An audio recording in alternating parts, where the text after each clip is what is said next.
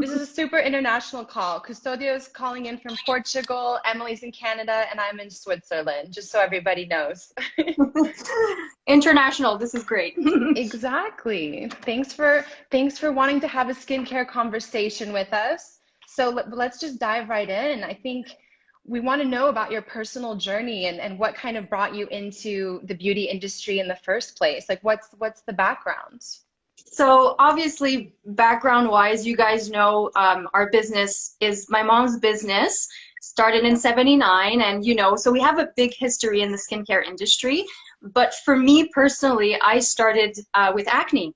That's kind of how my interest in skincare started, and I had grade 3 level acne. So, pretty rough there, pretty rough beginning.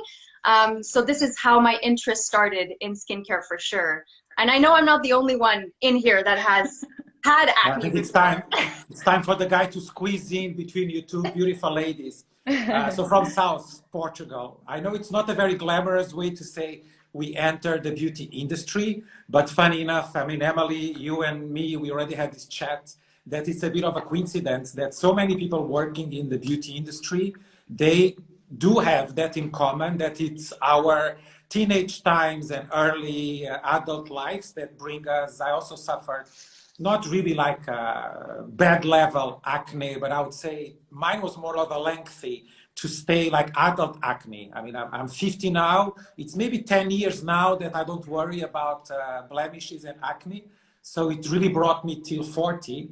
So it's also something to address. I mean, it's not only a teenage time problem. So I don't know if anybody listening, and I'm sure in your practice you see that, right? Oh, absolutely. It doesn't matter your age. It doesn't matter your age. You can be 15, but you can be 40 as well and have acne. So, nope. Touches everyone. Is that it's also something which is interesting for a lot of people working in the industry. It's also something that makes us dive deeper into skin knowledge, right? To understand it for ourselves. I don't know, Monica, I don't think we ever spoke about that. So did you also struggle with acne? You guys may not like me too much for saying this, but I never had an issue with acne, actually. Oh. No. So Monica is one of these people we love to hate, right? No blemishes, no nothing, no overweight. What I will say though, is when I did have, if I did have a flare up or breakout or blemish, it would be very pesky, very prominent. And I don't know. So when I did get it, it was pretty obvious. So I'm wondering, like, what would be a pro tip you have for someone who maybe wants to soothe this like angry blemish that might come every now and then? I mean, what would be the Emily, thing? you go first. Yeah. So it's funny because you've got different types of blemishes, right? So you have to have a different approach depending what kind of blemish you're getting. So I have two that I treat differently. So you have your classic, your cysts and your papules. They're really deep within. There's a lot of inflammation. It's hot. Those will never have a head. It's never going to come out. It's always going to stay underneath. So those little guys, you do not try to pick at them. You have to treat the inflammation. Okay. So what I like to do, I know it's hard. What I like to do, I like to take a cold compress just before going to bed, just making sure that it's cool and that it's nice and, not too hot. And then I go to bed with this as a spot treatment. And it's nice because it has oil absorbing properties, but it also helps to soothe the inflammation. So the next day, it's probably going to be like 30 to 40% less inflamed than the day before. So that's how I treat those ones. But when it comes to a pustule or a whitehead, you got to let it come to the surface. You can't attack them right away with a stripping ingredient because otherwise the infection, it needs to come out. And when you dry the skin out, it's not going to be able to come out. So you have to kind of let it sit back, not pick at it. And then when it's ready to go, you can gently try to take it out without being too aggressive. I say this because I know people will do it anyway. Like even if you tell them like, don't try to extract at home, they're going to do it anyway. So I'd rather tell them how to do it, do a warm compress, gently pull and squeeze, and it'll come out. If it doesn't want to come out, just let it be. Don't touch it. And then after that, go to bed with your favorite spot treatment, and then it'll help the healing process. So that's kind of how I see the two different breakouts. Patience, though, right? It's like you have to have a little bit of patience, or just leave it alone if you know it just needs to do its thing. Exactly. Those are my tricks. I think, Emilie, that tip to kind of get to know your enemy before you attack, right? Before you put up a fight, to understand if it's a highly inflamed, deep-rooted type of blemish. It's really crazy to try to squeeze, because there is literally nothing to squeeze, because it will only spread underneath. And that's also what a little metaphor, guys, is that some of these deep root is like a volcano, and you simply have no way out. So when you squeeze, the volcano is actually going to leak inside much more than outside. So that the pressure you put to get something out, imagine, even if something comes out, 2 times, 3 times more will spread underneath. And that's why you scar, because basically all those bacteria, all those wrong chemicals which the inflammatory fight is putting up, will go deeper into the skin. And actually keratin, which is the protein typical of the epidermis, doesn't belong to the dermis. So if keratin it's shoved down the dermis, you will scar. And I think I don't take myself as an example, but look at Emilie's skin and you see no scarring. So something you did right. Yeah. I wasn't a picker. I really wasn't. As much I did have a lot of blockage, so it would have been easy for me to, pick at it. But what we did is that I would come in to my mom's place twice a week to get extractions, to get glycolic peels when needed, and to do LED panels. So I treated, like, I didn't want to go to a dermatologist. I didn't want to do the medication way, because I knew she had the tools to fix my skin. So this is the way we did it, and it took about 5 to 6 months, and then it was much, much more manageable. So, but yeah, no picking. I think here, no picking. No picking. More as a take home as a conclusion, I would say that it's also that not to stress. I know it's easy to say it when we are over the more inflammatory phase of whatever skin problems. But while you have it, it's really counterintuitive that if you fight too hard, it will just backfire. And really those big actions, like scrubs, mechanical scrubs, I mean, there are things which are simply not your friends if there is inflammation. Nothing physically stimulating, just those good ingredients, like you say, the glycolic acid. I mean, retinoids can be also super helpful if it's a more advanced level, and also if some scarring is involved, to help that tissue to rebuild, right? And benzoyl peroxide in case of more bacteria. Well, there are ways, but maybe let's talk about nicer things. It's funny because back then, retinol, like, ingredient thing, it wasn't a thing back then. People were not interested really in, like, oh, I got to use retinol, I got to use this. So I never used retinol until today. But back then, it was not a thing really to use retinol. So, evolution. What you had mentioned earlier, I don't know if people understand the context, but you said you would go into your mom's for treatment. So that brings me to the next topic about the family business. And so obviously you and her are a mother-daughter duo, and you've been in business since, I get, 40 plus years. Is that? Yeah. That's incredible. Not me personally, but her, for sure. Back in 79, it's been a long journey for sure. I got in when I started treating, my acne. And you're young, you're 15, 16, 17. You're not necessarily interested in knowing what you're going to do. So, while I was helping out at reception, of course, it's your mom's business. You're going to help out when you can. I got my film study degree. I got my bachelor in communications. I have a lot of education that I did while I was working there. And then, you just kind of grow up and you're like, I've got something that interests me. And at first it's funny because I did not want to touch people. I was not interested and touching skin, it was just not something for me. So I wanted to do like the business side of things. Okay. But then eventually I remember my mom told me, she's like, I'm going to have to find someone to take my clientele. And I was like, no, it's going to be me. And then I just, you know, I woke up, I adulted, I took my course, and I did the inverse, did the business first and then the aesthetics. But that's kind of how I started in there. Yeah. So it's not like you grew up thinking I'm going to end up in the beauty industry or be working with skin. Not at all. Okay. Not at all. She was surprised as surprised as me. That's incredible. Really. Yeah. But I think the fact that you had that business background is perfect for what you're doing now. Yeah. I mean, so it worked Yeah. out. Oh, for sure. And I mean, being an esthetician is very rewarding too, especially when you mix, you know, because you're mixing cocooning with science, right? And that really equals result. That's like, and you see it. You can really see it when you work on people. It's insane. Oh, yeah.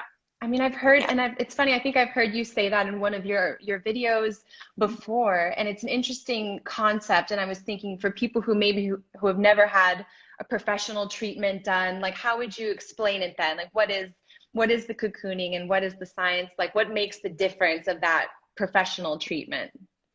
So whenever we have someone that walks out of our doors, they always go through a transformation emotionally and physically. So physically, the skin, obviously, you know, the skin is glowing, the complexion is clearer, your skin is breathing, like you feel that your skin is dewy and plumpy, you know, depending what kind of treatment you're getting done. So for that, for sure, you get a transformation.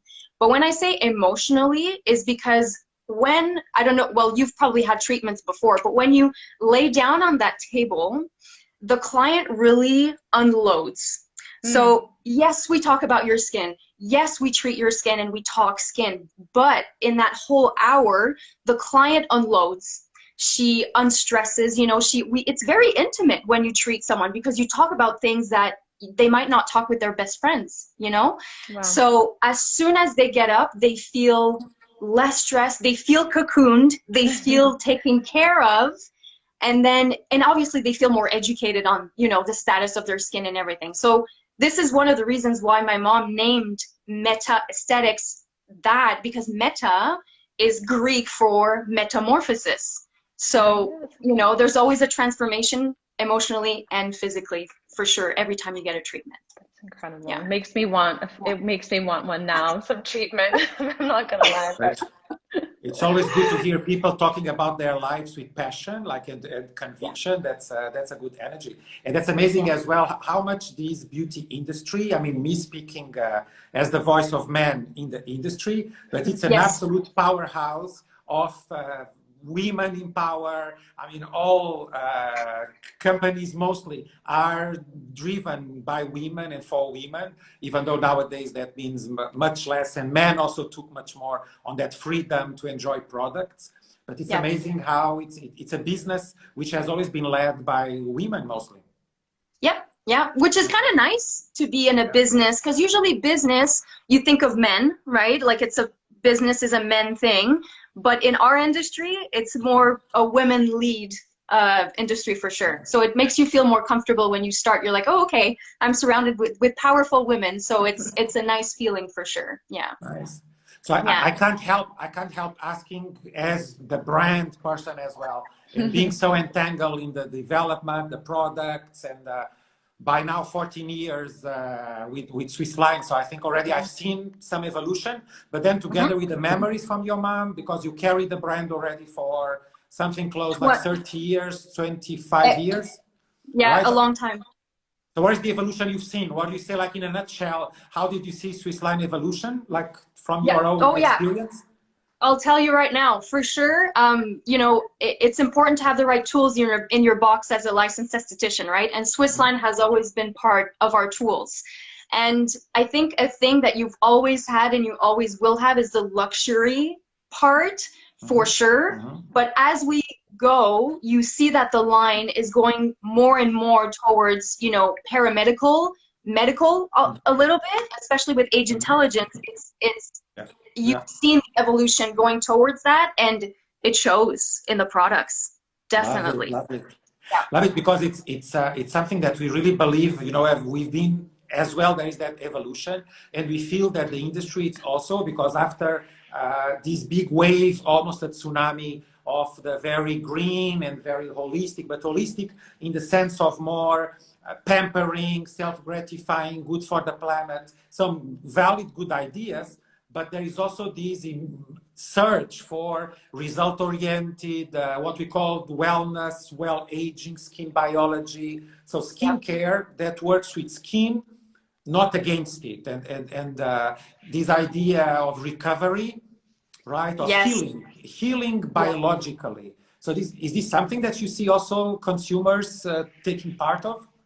Oh, definitely. And I mean, with this particular line, the age intelligence line, that's really what you're targeting, right? Like the repair of the skin, fight off oxidative stress, and it appeals a lot more to the younger generation too, which I think is a bonus, because those are skin issues that we constantly battle. So, oh yeah, for sure, and it works well. It works very well on the skin, and oh, good job on that, for sure. Good to hear, good to hear. Even though during my vacation break, I'm in the south of Portugal, and it's really funny to be talking about technology and this and that, because I'm just facing a farm, like some countryside, but still, nevertheless, I was still checking what I can't live without, and I brought my resurface water, which is exactly this, one of Age Intelligence, like big star products, and one of my favorites. Like this idea of glycolic acid, but glycolic acid in a sugary, skin-friendly way, which is very soothing, and this is what other acidic toners don't tend to be. Because one thing maybe that could be interesting is to mention skin barrier. I think when we talk about inflammation, when we talk about modern life, more and more I hear about skin barrier disruption, skin barrier rebuild. What is your experience in terms of your practice? It's insane how today, I'm going to say about 75% of the new clients that walk in, their problems are linked to an unbalanced skin barrier.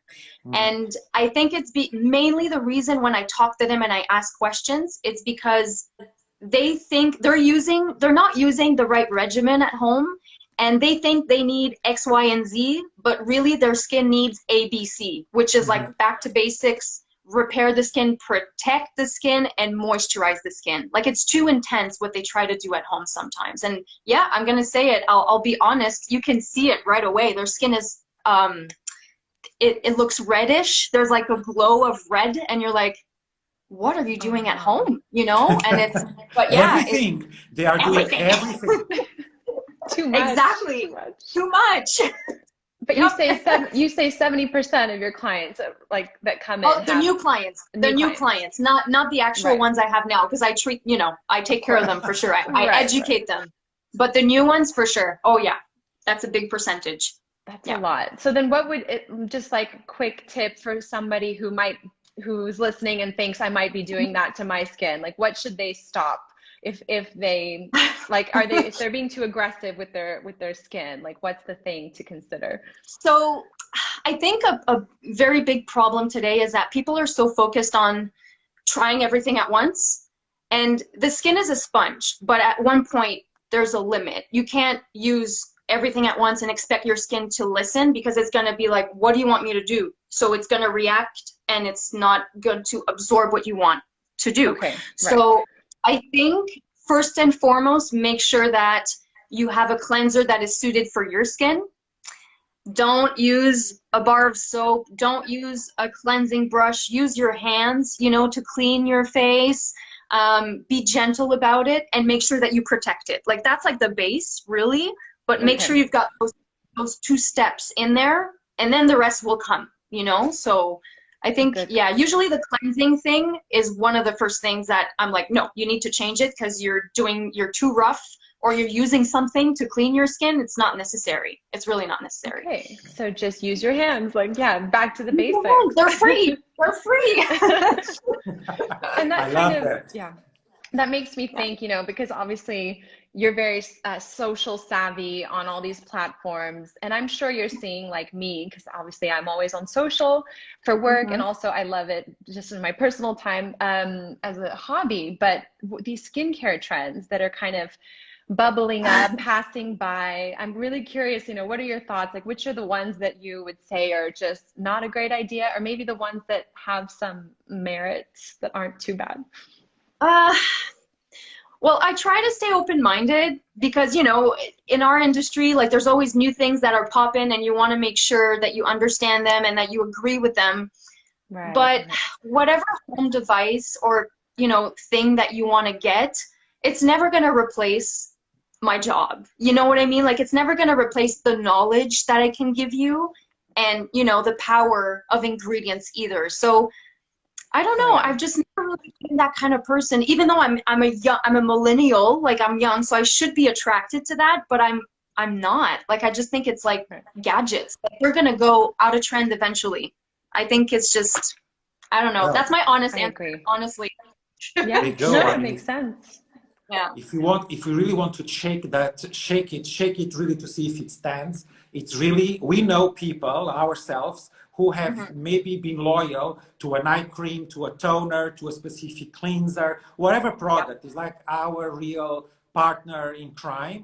And we know Hmm. we've been faithful, but who is faithful for a device which is battery operated, charger, plugs on the wall for more than 1 month, 2 months, while the novelty fades away?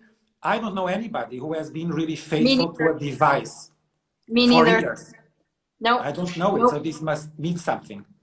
No, and I think there's a misconception that people think that those little home devices can are as strong as the things that because we at work we have technology.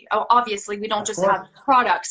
We have skin tightening, IPL, microdermabrasion. We have these things, but the home device version that you'll buy is never as strong and as safe or efficient than the ones that we have at work. So I think that's a misconception that people may think that they can replace that, but honestly, I've seen more harm with people using yes. them than good.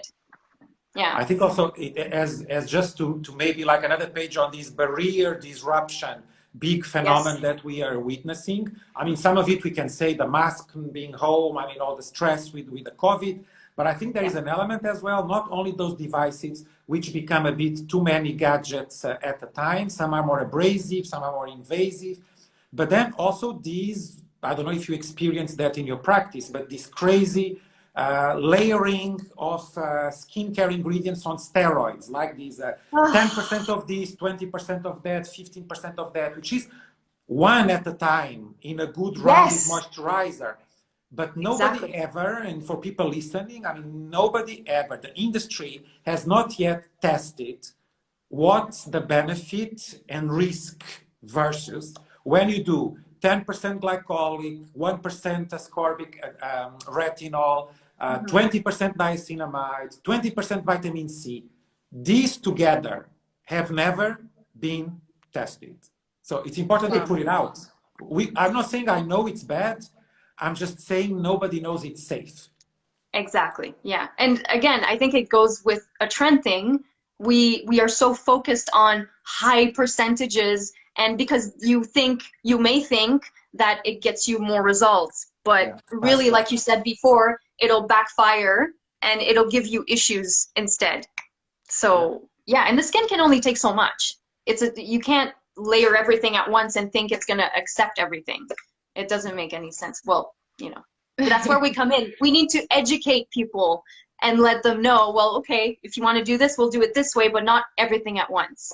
Yeah. That's what you I do. agree. Yeah, you Yeah, educate them and then they know better. exactly. And then they Yeah. do better, hopefully.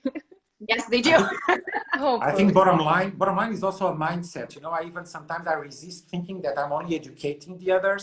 I think I'm trying to educate myself while Yeah. trying to make it sense for myself to communicate that sense from a personal experience journey as well, because it's also coming back to a simple understanding that that's what skin wants. It should be what celebrities want, what No. influencers want, what against myself, brands want. It should be what human skin, I mean, how many from you listening ever thought, what is human skin? What is that skin wants? And that's a very refreshing shift in terms of perspective that it's not a marketing playground. It's an organ. So let's try to be gentle. If it's an organ, the same way we try to be gentle to our heart, whatever, to our liver. Well, heart is more poetic. Right, right. Yes, it is. Yeah. Yeah. And it's funny you mentioned that because, you know, we are in a wave of like, you know, the influencers and the, you know, people that sell things online that they're not necessarily, I'll say this in a nice way, qualified to give advice. And people have a tendency to think that if it works for them, it'll work for their skin. But skin is like you said, it's an organ. It's not a one size fits all thing, and every skin is unique. You have to treat it differently. So it's a personal that's where thing. we come in. Yeah. Exactly. Yeah. That's where we come in and we try to help them, you know? At this time, it's very easy. Did we get any? I haven't been paying attention to the questions, honestly. Me neither. I haven't. We have just been chatting. I haven't been too good either, but I haven't seen too many questions fly by. Please, if you have questions for Emilie, I just saw something lovely now. I love Swiss Line Skincare. I had an amazing facial at the Bürgenstock Resort with your products, and I was glowing. Great. That's awesome. Beautiful. So good to hear. I can't wait to get back in the treatment room. I can't wait. We're in lockdown right now, so I mean, we can't do anything. Okay. Yeah, still. Soon. But that makes me think, you know, I know you're busy, so we don't want to take up too much of your time, but just like speaking of the education part of what you do, I think it's really great that you're on all of these channels, you're uploading content constantly. So how has that been? And I'm sure COVID has been a reason for this, but. Well, it's funny because, you know, when you think of COVID, like we have to talk about COVID because it influenced our business so much. But it made the turn that I wanted to make, but I didn't have the time to put my time and energy in it. So I can say that COVID was a good thing in a way because it made me like, okay, Emilie, you gotta start that online presence. You gotta do videos. You gotta do this. You gotta do that. And I was able to really grow and still growing. I mean, it takes time and you can't do it overnight like skin. You can't fix skin overnight. It takes time and consistency, but it's going really well. And the podcast thing, I just love doing podcasts. It's so easy. There's no editing involved. There's no editing. It's really great. You have a very good voice for podcasting, so keep Thank you. it up. It's funny. It's so fun. You talk in the microphone, you're like, ooh, this is fun and nice. Like your voice like stresses automatically. It's so weird. It's really fun. But it's nice to stay connected with people. I think that's the whole point of having, you know, content and social media. Like you want to stay connected with your audience and you want them to know how you are as well. Yeah. Because you can't please everyone. Not everybody's your perfect client. I think everyone can understand that. So for them, it's nice to see how you are. And if they click with you, then that's how they found you, you know? Oh yeah, it's a super valuable tool. I saw one question actually about large pores. They were asking what you would recommend for large pores. Okay, so pores will always be there. You can't eliminate pores. You can't take them out. They need to be there for your skin to actually function properly. However, you can help the appearance by keeping your skin clean, exfoliating, and you know, giving some potential. If you want to go like up a step beyond, you can get like microneedling and treatments like that to help the texture of your skin, to help it appear less big, but you can't eliminate. Okay, so texture maybe is connected, or I'm sure Custodio has a tip here. Yes. I think there is also to maybe differentiate if we are talking about visible pores on a younger skin. I think it's about keeping it clean. Maybe salicylic acid can be helpful because it kind of declogs, cleans deeper because it's oil soluble. Niacinamide will also be a good friend because it also helps to strengthen the pore walls. But if we talk about pores on a more mature skin, sometimes it's also a question of tightening and sagging. And so then retinol becomes very handy. Collagen maybe be very helpful because sometimes it's also that it's like a mesh, like a fabric. If the fabric is not very tight, those pores will be more visible. So sometimes mature skin, as we don't know the lady asking what's her age group. If it's more mature skin, it's not maybe so much salicylic acid, it's that retinol and collagen, so a bit more firmness and collagen build. Yeah. Okay, so it depends on age as well then. Yes, again, and it depends on imagination and makeup and good mood. You know, it's Everything, like everything. there's one Everything. thing I'll say. You know, when you have pores and you worry too much about pores, you will see your own pores a meter away. Same for wrinkles. Same for spots. A lot of our skin problems are also our self-perception, that we are too hard sometimes. So that wrinkle, we only ourselves see the wrinkle, you know. So if that's what you look for every morning, to see if that one wrinkle it's less visible, it will still be there. So maybe you have beautiful lips. Focus on the lip area and don't focus on that wrinkle, and then part of the problem is gone. There you go. That's half the battle, I guess. Yeah. Well, perfect. I think everyone watching, if you have more skincare, questions or curiosities, head to the lady says 32. Yeah, well, 32. 32. So you have half. Retinol, salicylic acid, twice a week, every other night. Yeah. There you go. There you go. Perfect. Yeah, so I think that's, if anyone has any other questions. If not, I guess we'll wrap up the chat, but I will link below to all your channels, and then people can keep on learning and just watch your videos. They're super interesting. Very important. For Follow sure. Emilie, right? So Emilie, they can find you on YouTube as well. Yeah, it's all under the business name, so Meta Aesthetics in French. It's not me, even though that's what you'll see me. But yeah, the podcast, the Meta Skincare Podcast, is on Spotify, Apple, and on the website too. If it's easier to go on the website if you don't have the apps. But yeah, all the platforms are there for you for the content. You're there. Go find her, everyone. Exactly. Great. Have an awesome day, and we'll talk soon. Thank you. Thank you so much. It was awesome to speak with you guys. Enjoy the rest of the day. You too. Bye. Ciao. Bye. Bye-bye.